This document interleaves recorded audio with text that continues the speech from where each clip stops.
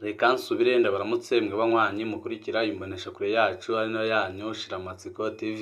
Ni imboneshakure imwe rudende dushikiriza inkuru n'ibiganiro utaronka ahandi.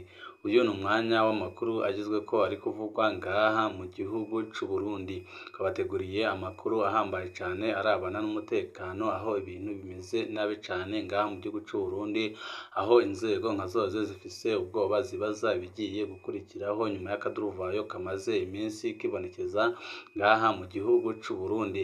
Hari amakuru ateye ubwoba tumaze kubatohoreza arabana n'ibiriko biraba ngaha mu gihugu c'u Burundi, aho benshi bemeza ko impamvu umutekano uriko urahungabana ku rugero rwo hejuru ari ukubera injyane ziri mu butegetsi, kandi izo njyane zikaba ziri mu bakuru, aho abakuru nka bose batakikunda Perezida Evariste Ndayishimiye, uhereye ku munyamabanga mukuru w'umugambi uri ku butegetsi Reveriyani Ndikuriyo. Murazi ko bamaze iminsi bavuga amajambo ateye ubwoba hagati yabo, bikaboneka neza ko umwe adakunda uwundi, kandi bikaboneka ko bishobora kuzabyara inturika zikomeye cane. Hari byinshi bimaze iminsi bivugwa ngaha mu gihugu c'u Burundi, ariko bikaboneka ko ari ibintu biteye ubwoba cane, kandi ari ibintu bishobora gusiga bisambuye igihugu c'u Burundi. Byagiye kunyuka aho Leta Tabara ikoze ibitero bikomeye cane ngaha mu gihugu c'u Burundi, ariko ikigamba ko ariyo yabikoze, kandi ikavuga ko yabikoranye n'izindi ndongozi ngaha mu gihugu c'u Burundi. Leta Tabara yaravuze ko ibitero yakoze yabikoranye na zimwe mu nzego z'umutekano, kandi ikavuga ko iriko irakorana n'abari mu n'indongozi zitandukanye ngaha mu gihugu c'u Burundi, cane cane abari mu mabanga ajanye n'umutekano. Ibyo bintu byaje bitera ubwoba abanyagihugu, narirya bari basanzwe bafise ubwoba kubera ibyo bariko barumva biriko biravugwa, ndetse n'ibyo bariko baribonera, bakabona ko igihugu c'u Burundi ata mahoro gifise, kandi ko ibintu bigiye kunyuka kurushaho. Murazi nk'intambara imaze iminsi ivugwa hagati ya Perezida Evariste Ndayishimiye ndetse n'urongoye igisoda c'u Burundi Prime Niyongabo, aho benshi babona ko byanze bikunze byayangaye, ariko Perezida Evariste Ndayishimiye akabura icyo akora, kuko Niyongabo yaravuze ko Evariste Ndayishimiye nafata umwanzuro kumukura ku mukuba mukuru w'igisoda bishobora kuzamubyarira ibintu bikomeye cane, kandi akavuga ko nawe azahita akora ikintu gihambaye cane. Murazi ko Perezida Evariste Ndayishimiye amaze kumenya ubusuma bubera mu gisota, yahise afata umwanzuro wo kumukombora, ariko icyatangaje nuko atigeze abikora, kuko yararushijwe ingufu n'abajenerali nka bose bamubwiye ko nafata umwanzuro wo gukura Generali Prime Niyongabo mu mabanga bizamubera ibintu bibi cane, kuko aracunzwe ku mpande zose. Ariyo mpamvu muri no minsi muriko muramubona agaragara nk'umuntu wihebuye, kandi afise ubwoba bukomeye cane, yibaza ko hari abashaka kumutembagaza. Hari amajambo Reveriyani Ndikuriyo ariko arashikiriza muri no minsi, ukabona ko nyine ari amajambo y'umutegetsi uriko aritegurira intambara, kandi n'ibikorwa ariko arakora mu gihugu biraboneka neza ko ariko arategura intambara ikomeye cane azarwana na Perezida Evariste Ndayishimiye, kuko arazi neza ko igihe azafata umwanzuro wo kumutembagariza ku butegetsi, abagumyabanga bo ku rwego rwo hasi batazigera babyemera, ariko agakora ibikorwa bigaragaza ko ibyo byose yabyiteguye, kandi ko azi neza ko bizabaho, aho ariko araha imyimenyerezo ya gisirikare imbonerakure zitandukanye mu gihugu cose. Izo mbonerakure akaba arizo zafasha Reveriyani Ndikuriyo kumvisha abagumyabanga ko umugambi afise wo gutembagaza Perezida Evariste Ndayishimiye ari umugambi mwiza. Nyuma y'urongoye umugambi uri ku butegetsi Reveriyani Ndikuriyo, hari akandi karwi k'abajenerali nako gashaka gutembagaza ubutegetsi nka Perezida Evariste Ndayishimiye, ariko kariko karakorana na Leta Tabara kugira ngo Leta Tabara ikore ibitero bikomeye cane ngaha mu gihugu c'u Burundi. Amaze nimara kubikora, abarundi babone ko Perezida Evariste Ndayishimiye ananiwe gutorera inyishu ibibazo bijanye n'umutekano, amaze bamukombore ku buryo bizorohera ako karwi k'abajenerali gashaka kumutembagaza ku butegetsi. Ako karwi k'abajenerali ndetse na Reveriyani Ndikuriyo bakaba bariko barakorana, kandi bakagaragara nk'abantu bashigikiye Generali Arengiyome Bunyoni, wahoze ari umushikiranganji wa mbere w'igihugu c'u Burundi. Ubu ho amasoko menshi atandukanye aremeza ko Generali Arengiyome Bunyoni yaba yaramaze gutoroka ibohero, ubu ngubu akaba atakibarirwa ku gataka k'u Burundi, ariko andi masoko nayo akemeza ko ashobora kuba yaragiriwe nabi nyuma yaho Perezida Evariste Ndayishimiye amenyeye ko hari umugambi wo kumutorokesha uhari, akaba yarakoresheje bamwe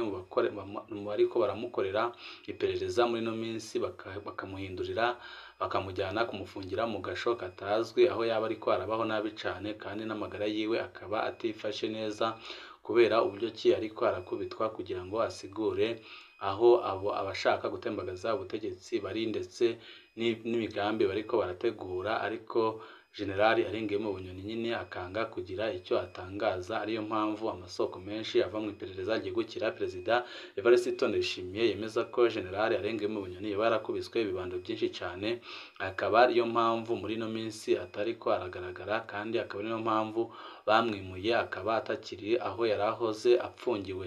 Ni byinshi biriko biravugwa ngaha mu gihugu cy'u Burundi, aho amasoko nka yose yemeza ko abariko baratera ibi bitero bari kuvuga ko ari Tabara, atari Tabara ahubwo ari ba barwanyi ba Generali Arenguiyemo Bunyoni bashaka nyine kubohoza uwabo, kandi bakavuga ko bazatembagaza ubutegetsi bwa Perezida Evariste Ndayishimiye, ariko bakaba bari kubikorana na Tabara. Na Tabara imaze igihe kitari gito yarahagaritse gukora ibitero mu Burundi, ariko ikaba yarabonye ingufu zikomeye cyane kuko yabonye abo yifatanya, kandi ikaba yaranabonye amafaranga menshi cyane ndetse n'ibigwanisho byinshi cyane, kandi ikaba iriko iranashigikirwa na bamwe mu bategetsi bo ku rwego rwo hejuru ngaha mu gihugu cy'u Burundi badakunda Perezida Evariste Ndayishimiye. Ku igenekerezo rya 13 ukwezi kwa mbere 2023 murazi amajambo Reveriyani Ndikuriyo yavuze, bikaboneka ko Reveriyani Ndikuriyo ariwe arongoye igihugu, kandi bikaboneka ko ariwe ufise ijambo rya nyuma ngaha mu gihugu cy'u Burundi. Ku igenekerezo rya 13 ukwezi kwa mbere umwaka wa 2023 umunyamabanga mukuru wa CNDD-FDD Reveriyani Ndikuriyo yaragendeye komine Nyanzarake mu ntara ya Makamba.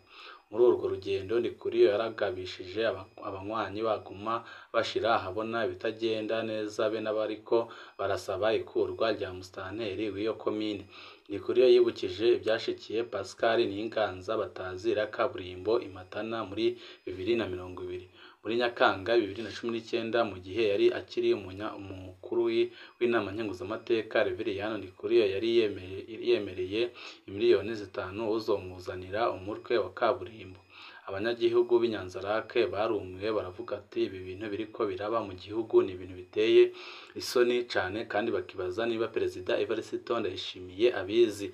Ibyo bintu byose nibyo abanyagihugu bariko barateranya, bakabona ko Perezida Evariste Ndayishimiye ariko aranezwa ku rugero rwo hejuru, kandi bakabona ko ibintu bishobora gukomera mu minsi iri imbere, kuko Reveriyani aragaragara ko ariwe afise ingufu, kandi ariwe ashobora guhindura ibintu nka byose ngaha mu gihugu cy'u Burundi, kuko nyine ariko aribonekeza kandi arafise ingufu zihambaye cyane, aranafise amahera menshi.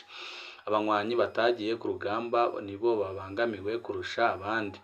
Hariho abantu bagenda bayitirira ibiba aha na hariya mu gihugu kandi batazi niyo twavuye. Twebwe abagumyabanga b'ukuri twuzuye amasase umubiri wose, bamwe kunda abandi mu maguru, ariko hariho abantu batigeze baja ku rugamba kandi batigeze bakorwa ko n'ingaruka z'urugamba, ariko bagashaka kwimbura ubwa mbere. Ibyo ntibishoboka. Abari mu nama bavuga ko ayo majambo Ndikuriyo yavuganye agashavu kenshi cyane, kandi akayavuga biboneka ko yiteguriye kwica uwo ari we wese azadodobereza indongozi ziriko zirayoboka Reveriyani.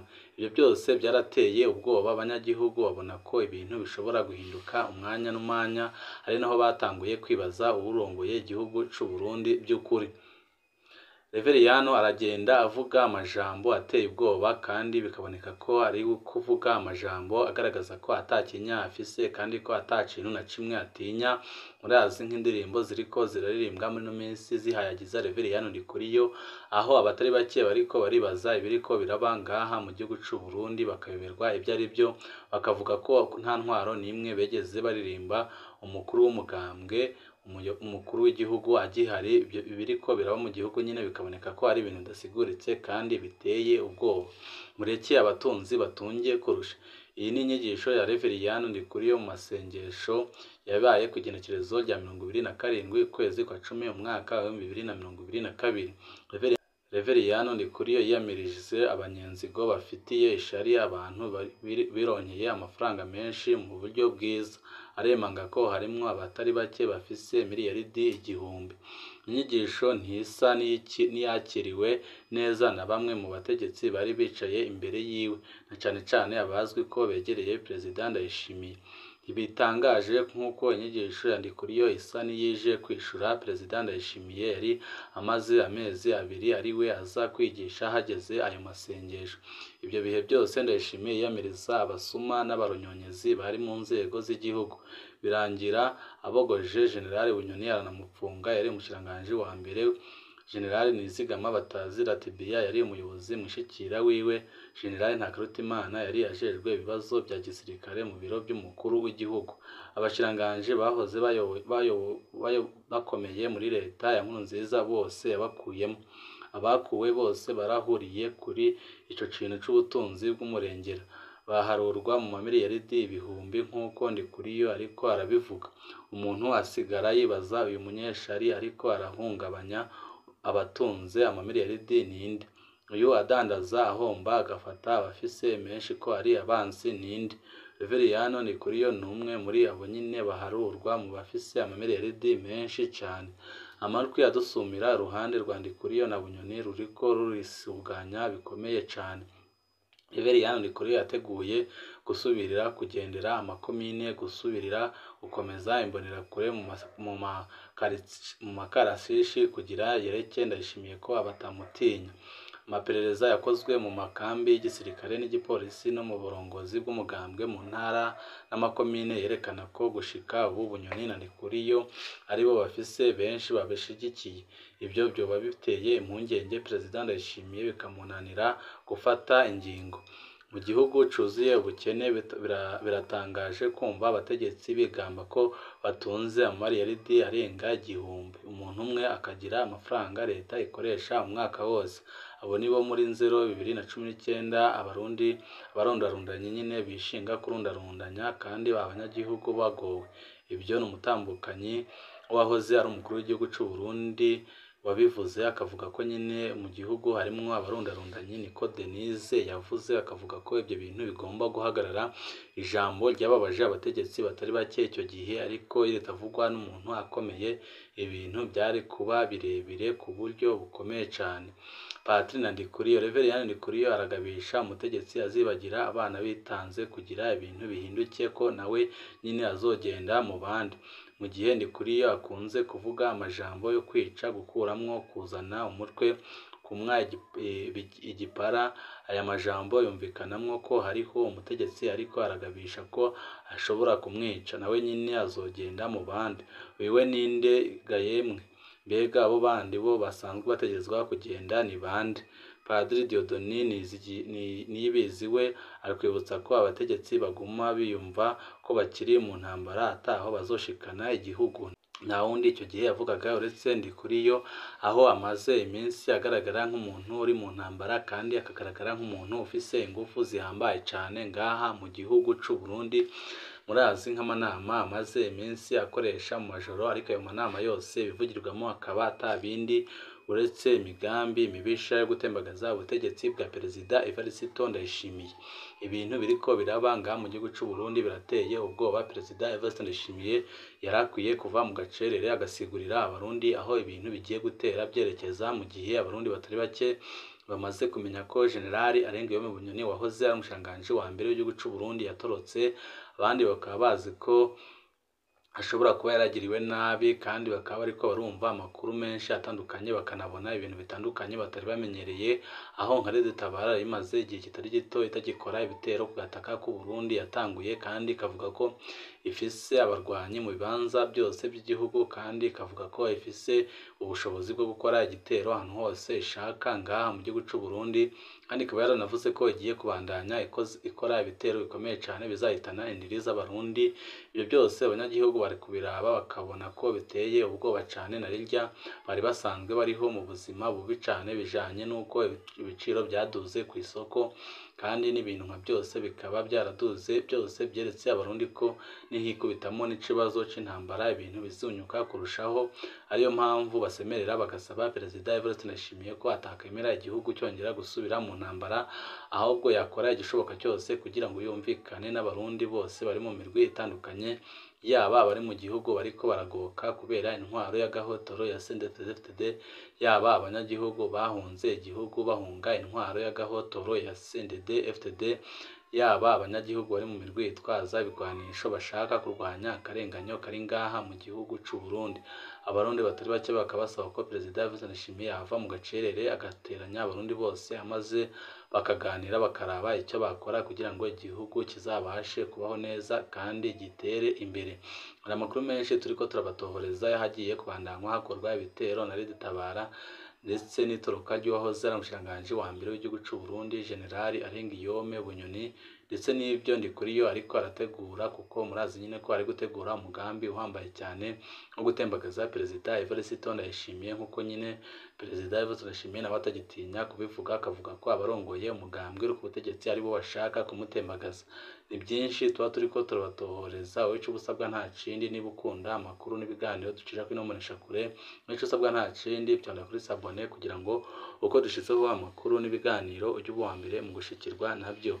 Ibihe byiza nibyo ndabipfurije.